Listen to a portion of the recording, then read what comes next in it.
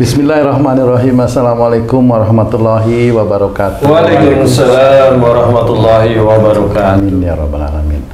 Para pemirsa dan sahabat beriman dimanapun berada, kita jumpa lagi di Ustadz Danu Official Channel bersama saya Tung, sahabat saya Bang Jenudin dan Mas Eko. Pada kesempatan kali ini kita akan ngaji lagi bersama guru kita semua, Pak Ustadz Danu. Assalamualaikum Pak Ustadz. Waalaikumsalam warahmatullahi wabarakatuh. Amin ya rabbal alamin. Pak Ustadz, izin mau bertanya nih sedikit mengenai perasaan. Mengenai perasaan. Saya itu kan cinta, sayang sama istri saya ya Pak Ustadz. Sama anak-anak saya juga sayang. Sama orang tua saya sayang juga. Nah, kita kan dianjurkan juga untuk cinta kepada Allah dan Rasul, Pak Ustadz. Bagaimana membedakan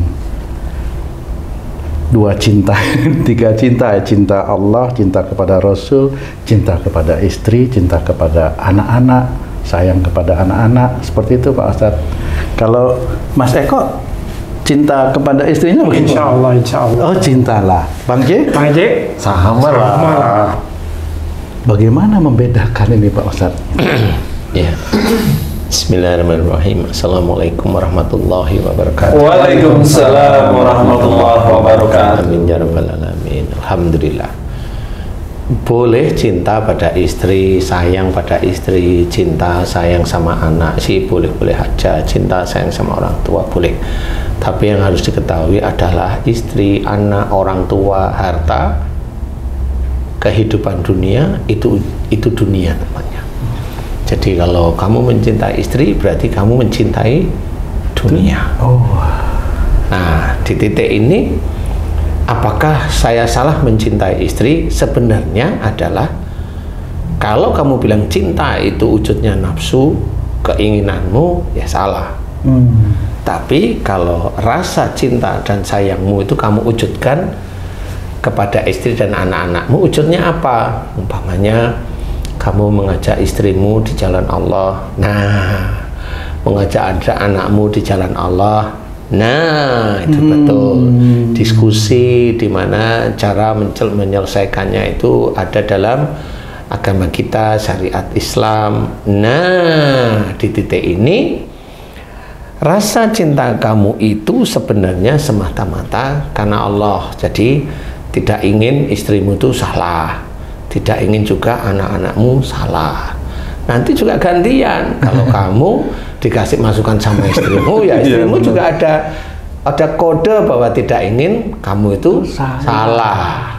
Nah, tinggal mana yang sering salah antara kamu atau istrimu. Oh, jadi cinta di situ lebih kepada apa namanya itu? Tanggung jawab kepada istri dan anak-anak. Ya, yang selalu mengarahkan lebih dekat kepada Allah. Ya, sama. Bekerja itu juga tanggung jawabmu di pekerjaan apa. Kalau kamu cinta terhadap pekerjaanmu, akhirnya kamu nggak pulang, padahal punya istri, ada istri di rumah.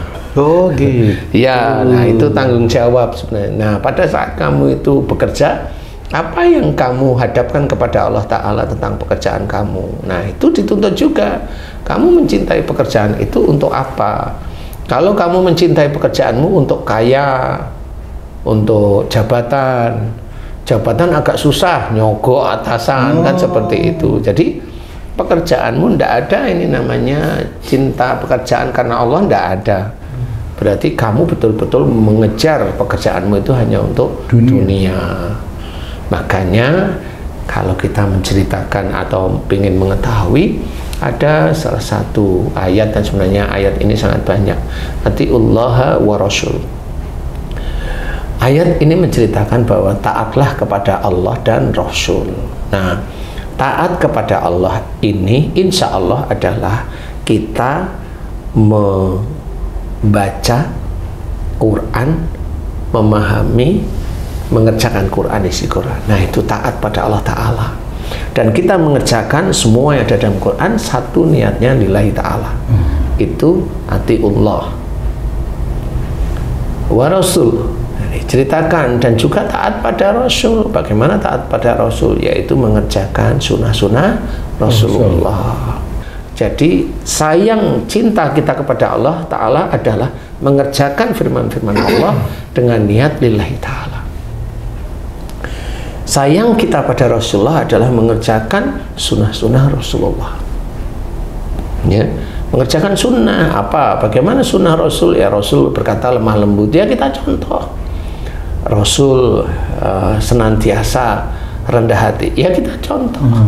Rasul tidak merasa beliau itu hebat persoalan walaupun beliau itu seorang Rasul di hadapan sahabat-sahabatnya, ya kita contoh. Berarti kalau momennya kita itu dititipi oleh Allah Ta'ala ilmu, ya bagaimana kita senantiasa rendah hati.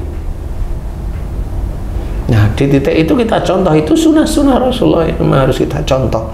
Di luar kita mengerjakan sholat. Dalam Quran kita disuruh sholat, disuruh puasa, disuruh bayar zakat, disuruh kita sedekah, disuruh untuk menghormati orang tua, disuruh, kan banyak ini ceritanya. Nah, ini perintah-perintah Allah itu kita kerjakan semata-mata karena Allah Ta'ala. Nah, itu cinta kepada Allah Ta'ala. Kalau ada seorang Islam dinasehati dengan ayat Quran, dia membantah, dia tidak cinta pada Allah Ta'ala. Tapi dia bilang katanya dia cinta Allah, itu hanya mulutnya. Mulut itu saat ini dia makan sambal, besok itu belum tentu dia makan sambal. Maksudnya itu bisa aja berubah. Namanya mulut manusia. Ya, mulut itu bisa berubah karena mulut manusia ya begitu itu. Atau dia ketabrak mulutnya jadi contoh nggak karu-karuan, nah itu berubah. Berarti sama dengan kalau seorang suami itu dia bilang sayang cinta sama istrinya, tapi istrinya dimarah-marah, nah ini berarti dia sebenarnya nggak sayang. Enggak, munafik itu namanya. Dia hanya memperlihatkan bahwa biar kelihatan dia itu sayang. Kalau dia itu sayang sama istrinya ya benar dihormati. Dihormati, bagaimana cara menghormati istri? Ya, kalau istrimu itu lelah, ya kamu itu gimana caranya biar kelihatan happy. Kalau istrimu itu capek ya bukan cuma lelah, ya gimana caranya kamu bisa menghibur. Kalau istrimu itu nganggur, ya gimana caranya kamu itu bisa menciptakan suatu pekerjaan biar tidak nganggur, kan gitu. Kalau istrinya malas, Pak Ustadz? Kalau istrinya malas, ya gimana caranya kamu ajak dia untuk tidak malas. Gimana caranya coba? Ajaklah dia jalan-jalan, ajaklah dia itu melakukan suatu aktivitas seperti itu bareng-bareng. Awalnya kan seperti itu. Sayang kepada istri, arahkan kepada Allah Ta'ala. Seperti itu. Sayang kepada mobil agar tidak tabrakan, ya ada di jalan yang benar, merah ya berhenti, ada jalurnya di situ seperti itu. Kalau nggak sayang, ya udah ngasak ngusuk seperti itu. Sama sayang pada Allah Ta'ala, kerjakan apa yang diperintahkan oleh Allah Ta'ala dalam Quran. Kemudian sayang pada Rasul, ya apa yang dikerjakan, atau sunnah-sunnah Rasul kita kerjakan. Nah, begitulah. Tapi kan kita manusia punya keterbatasan, jadi nggak bisa lengkap. Nggak apa-apa, yang bisa aja dulu dikerjakan. Istiqomah dikerjakan. Nah, kalau sudah istiqomah, insya Allah nanti Allah akan memberikan hidayah kepada kita. Nah, hidayah ini akan lebih mengerjakan apa yang kurang kita dalam Quran dan apa yang kurang kita dalam mengerjakan sunnah Rasulullah. Seperti itu, sehingga cinta kita kepada Allah Ta'ala dan Rasul itu sangat kuat. Dan insya Allah kalau cinta pada Allah dan Rasul itu kuat, insya Allah cinta pada istri dan anak-anak itu juga kuat. Berarti sejalan itu, Pak. Lah kan kita tahu tidak boleh dolim. Memang kamu mau berbuat dolim sama istri? Enggak. Lah kan gitu. Sekarang. Maaf, Pak Ustaz. Iya, kalau nggak ketahuan istri, ya, ketahuan terus. Jadi seperti itu. Jadi begitulah aplikasi di dalam keseharian. Bagaimana cinta Allah? Kerjain perintah Allah Ta'ala. Sholat ya sholat yang baik, khusyuk. Kemudian kalau mau doa yang memang dianjurkan oleh Rasulullah, dikerjain semuanya. Doa yang paling disukai oleh Allah Ta'ala adalah memuji Allah, bersyukur atas nikmat Allah, dan juga mohon ampun. Itu 3 doa itu yang disukai oleh Allah Ta'ala. Tapi kebanyakan kan manusia itu doa itu untuk mengumbar perut sama bawah perutnya. Jadi itu yang dia inginkan itu kan begitu. Perut ya hubungannya dengan makan, bukan hubungannya dengan keinginan. Bawah perut yang seperti itulah. Nah, kita harus belajar untuk cinta kepada Allah Ta'ala, walaupun tidak begitu kelihatan. Iya, kita nggak perlu kita perlihatkan cinta kepada Allah Ta'ala di depan manusia. Karena apa? Yang mau kita perlihatkan itu adalah kita itu benar cinta pada Allah atau Rasulullah, atau kita mau pamer. Sebenarnya begitu. Hatimu itu nanti bisa menjawab sendiri, kamu mau cinta beneran atau pamer. Kamu mau ujub, riya, bangga, atau sombong di depan orang lain. Kalau cinta pada Allah sama Rasul nggak dijalanin ya seperti itu. Begitulah rasanya cinta. Jadi cinta itu tidak hanya cuma mengerjakan, tapi menjaga. Umpamanya kamu tahajud, sudah mulai rajin, kemudian biar kelihatan kamu tahajud, akhirnya ngomong pagi-pagi, bangun-bangun tahajud, walaupun itu kamu mengajak tahajud, tapi apakah itu kamu itu sebenarnya mau apa? Kan di sini bisa ngomong, ngajak tahajud, hatimu mau apa? Iya, betul. Hatimu mau apa sebenarnya? Kan bisa jawab. Betul. Iya, biar kelihatan saya sudah tahajud, kan begitu. Ngapain harus diomongin? Gitu. Itu akan merusak iman kita, merusak pahala-pahala kita. Seperti itu. Sengaja menguji diri ya. Sengaja dia menguji dirinya sendiri, padahal dia pasti kalah kalau menguji dirinya sendiri. Iya kan? Merasa benang terus. Iya, menguji dirinya sendiri. Mencintai Allah, mencintai Rasul itu mengerjakan perintah-perintah Allah, mengerjakan sunnah Rasulullah. Insya Allah kalau itu niatnya kan Allah Ta'ala, insya Allah itu cinta yang benar-benar cinta. Jadi kalau umpamanya kita hanya cuma memuji dengan bacaan-bacaan atau zikrullah la ilaha illallah, boleh. Tapi ingat, kalimat la ilaha illallah artinya apa? Tidak ada Tuhan selain Allah. Jadi harus difahami bahwa kalimat itu berat sebenarnya. Iya, benar. Tidak ada Tuhan selain Allah Ta'ala. Ustadz, kalau seseorang dicintai, pasti dia akan menguji orang yang mencintai, Ustadz. Seberapa jauh cinta orang ini kepadanya. Ya, betul. Allah pun mungkin Ustadz, begitu juga kalau ada hambanya yang cinta pada Allah, Allah akan menguji cinta hambanya itu. Nah, biasanya itu dengan apa Allah menguji, Ustadz? Macam-macam. Yang selama ini saya perhatikan dari teman-teman yang hijrah, dari yang dulunya melakukan perbuatan yang kurang baik ya, bukan tidak baik nih, abu-abu lah, cara dia nyari rezekinya itu abu-abu. Biasanya hartanya dihabisin dulu sama Allah Ta'ala. Biasanya itu dulu. Jadi sepintas nggak nyaman gitu ya Ustaz? Memang nggak nyaman. Kalau dia udah berikrar, aku hijrah nih, tunggu aja. Mulai dan kalau maunya artis, mulai nggak ada job dan sebagainya, begitu itu. Seperti itu. Kalaupun umpamanya dia berhijrah, bisa aja rezekinya banyak. Itu juga ujian. Apakah setelah dia berhijrah dia ngomong, setelah aku berhijrah rezekiku banyak? Begitu? Kalau seperti itu? Kalau seperti itu tidak lulus dia. Insya Allah tidak lulus, karena masyabaka min hasanati fa min Allah. Apa saja nikmat yang kuterima itu dari Allah, bukan dari hijrah. Ingat itu. Nah, kalau dia sudah berkata, ini saya hijrah, Allah memberikan ini. Nah, titik kalimat ini tidak boleh. Ustadz, orang yang berhijrah itu kan tidak hanya yang dari beda agama, Ustadz. Ada juga dari yang buruk menjadi yang lebih baik. Dolim, maksiat dolim menjadi tidak baik. Ini kan banyak titik-titiknya yang tidak baiknya apa gitu kan. Nah, kalau seseorang itu tidak baiknya bukan hartanya, tapi misalnya kelakuannya, apakah dia hijrah itu juga ekonominya atau keuangannya dijatuhkan, Ustaz? Kalau dia hartanya itu halal, tidak dari sisi hartanya, biasanya dari akhlaknya itu sendiri.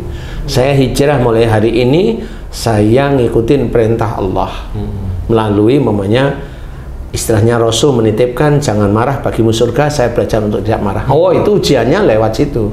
Nah, hijrah, hati-hati pada saat hijrah itu, lisan dan hati itu harus hati-hati. Karena pada saat merasa dirinya hijrah itu terus merasa dirinya itu mau dilihat orang atau bagaimana, itu resiko nanti ujian itu pasti akan mendekat, pasti. Ustadz, kalau orang yang hijrah itu kan pasti ada tekad di hatinya Ustadz untuk lebih baik. Gimana caranya itu nggak menjadikan itu ujian atau apapun yang mengakibatkan dirinya Allah uji dengan lebih berat lagi, Ustaz? Iya, sebenarnya itu kan harus difahami bahwa ujian di manusia itu pasti akan ada.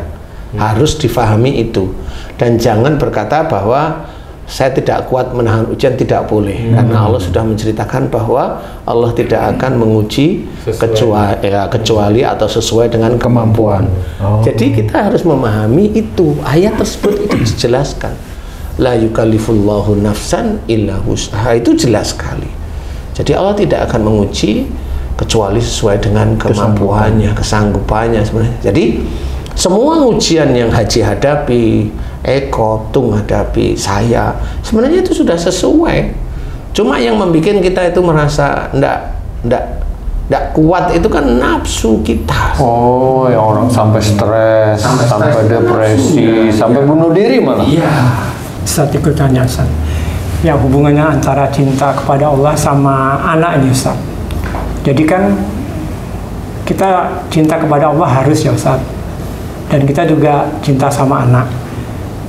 Ada unsur kita mendidik anak ketika misal urusan-urusan ibadah nggak mau sholat atau lambat bangun sholat subuh, kita harus marah. Padahal kan latado wal konjanah, satu itu Ustaz. Yang kedua, yang urusan muamalah biasa, tadi kan yang ibadah. Misal keinginannya macam-macam Ustaz. Ada yang pengen beli baju banyak, beli handphone yang mahal-mahal, misal seperti itu Ustaz. Gimana kita misalnya harus mendidik anak, tapi kan anaknya susah, kita jadi ada dongkol mungkin Ustaz. Padahal kita cinta juga sama Allah Ta'ala. Yang bagaimana nih Ustaz? Saya harus marah atau pura-pura marah misalnya, atau bagaimana Ustaz? Begini, tetap diberi ilmu agama yang baik pada anak. Salah satu ilmu agama adalah bagaimana menerangkan bahwa kamu itu juga cerita pada anak bahwa kamu mencari rezeki ini sulit. Allah dengan memberikan rezeki seperti itu tidak boleh untuk foya-foya, tidak boleh untuk mubazir, tidak boleh untuk macam-macam. Ya, tidak boleh memang seperti itu. Jadi beli baju yang over quantity mamanya, over jumlah maksud saya ya, itu kan juga nggak boleh dalam satu ini. Jadi kalau baju itu kan dipakai terus-terusan kan bisa. Nah, atau mamanya beli HP, dikasih tahu yang baik. Kalau memang bapaknya, ibunya insya Allah baik, insya Allah anaknya nurut kok. Tapi kalau mamanya bapaknya kurang baik, atau salah satunya ibunya kurang baik, atau bapaknya sering nggak mau dengar nasihat, atau ibunya sering nggak mau dengar nasihat, anaknya dikasih tahu ya di antara sifat bapak ibunya itu ada pada anaknya. Nah, itu memang kesulitan nanti orang tua. Nah, caranya bagaimana? Harus ngerti si bapak dan ibu itu tidak hanya sekedar memberikan nasihat tentang agama yang baik, tetapi bapak dan ibunya juga berubah di hadapan Allah Ta'ala. Oh, bapaknya boros, ibunya boros. Bapaknya susah dinasihati, ibunya susah dinasihati. Bapaknya sama ibunya eyel-eyelan, nggak pernah ketemu dalam kondisi yang baik. Lah itu kan anaknya tahu, anaknya sudah tahu, akhirnya dia cuek. Sehingga kalau bapaknya ngasih tahu atau ibunya ngasih tahu, ya nggak direken. Karena begitulah stimulus dari keluarga. Sehingga bagaimana itu caranya bisa? Kalau memang kamu dari keluarga atau kamu baik, istri baik, insya Allah baik. Tapi kalau anaknya susah, itu salah satu orang tuanya pasti susah. Nggak mungkin orang tua nggak susah, anaknya nyusahin, itu nggak mungkin. Loh, tapi mungkin ini anak saya nyusahin. Saya sejak dulu selalu ngikut pada orang tua. Nyimpen marah nggak dengan orang tua? Enggak. Kemudian istrinya, saya juga insya Allah nurut sama orang tua. Nyimpen marah enggak? Enggak. Loh, tapi anaknya kok ngeyel sekali. Baru diingat-ingat. Oh, dulu Ustaz, dulu saya kebobolan. berarti dengan orang yang kurang ajar kan gitu. Berarti memang dulu manut, tapi nggak taunya si ibu ini nyerempet ke hal yang begitu. Normal kalau anaknya nggak nurut. Paham? Jadi tetap insya Allah ada persoalan. Dan itu dimohonkan pada Allah, ya. Tetapi kalau itu dari genetik orang tuanya yang harus berubah. Karena begitulah cara Allah Ta'ala menguji. Anak menguji orang tua, kenapa? Karena ada perilaku orang tua yang sebenarnya itu masih di hadapan Allah itu masih itu dosa. Insya Allah seperti itu. Kalau anak orang tuanya baik, insya Allah anaknya baik-baik kok, insya Allah. Jadi harus belajar bagaimana cinta pada Allah, bagaimana cinta pada Rasul adalah kerjakan perintah Allah yang ada dalam Quran, kerjakan sunnah-sunnah Rasulullah, itu cinta. Semuanya niatnya adalah lillahi ta'ala, tidak ada lain. Ya, cinta pada istri ya karena Allah Ta'ala, nanti kan kita paham. Makanya belajar ilmu-ilmu agama pada ustadz-ustadz yang lain yang memang berbobot itu sangat penting. Kemudian ya, cari ustadz-ustadz yang berbobot, yang bisa menerjemahkan ayat-ayat Quran, hadis-hadis Nabi yang sahih tersebut itu dengan gamblang bisa dikerjakan di kehidupan dunia saat ini. Insya Allah. Wallahu a'lam. Alhamdulillah. Terima kasih banyak Pak Ustadz penjelasannya. Mudah-mudahan Allah mudahkan kami untuk bisa belajar mengaplikasikan di dalam keluarga kami, Pak Ustadz. Sahabat beriman, sampai di sini perjumpaan kita kali ini. Terima kasih atas perhatiannya. Wassalamualaikum warahmatullahi wabarakatuh. Waalaikumsalam warahmatullahi wabarakatuh. Alhamdulillah.